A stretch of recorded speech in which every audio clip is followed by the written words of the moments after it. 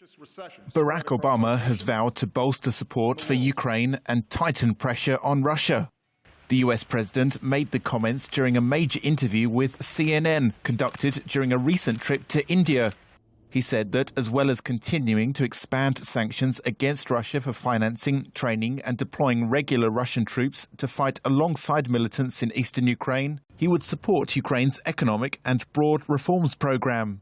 Obama emphasized that any change, of course, in Vladimir Putin's policies was unlikely, at least in the short term. I'm not wildly optimistic at this point that his orientation changes, partly because the one thing that's been very successful for Mr. Putin is his politics. I think he's been able to create, in part because of state-sponsored media and Russian TV, and then tapping into, sort of the strong nationalism that exists inside of Russia. What he's been able to do is keep his poll numbers up. US forces plan to carry out training exercises with the Ukrainian army in spring 2015, with the emphasis set to be on artillery tactics and the establishment of secure lines of communication between frontline forces.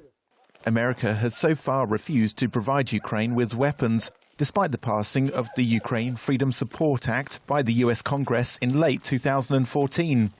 However, the New York Times quoted US officials this weekend as saying Secretary of State John Kerry and NATO military commander General Philip Breedlove now support providing such lethal aid to Ukrainian forces. Kerry is due to visit Kiev this Thursday for meetings with Ukrainian President Petro Poroshenko.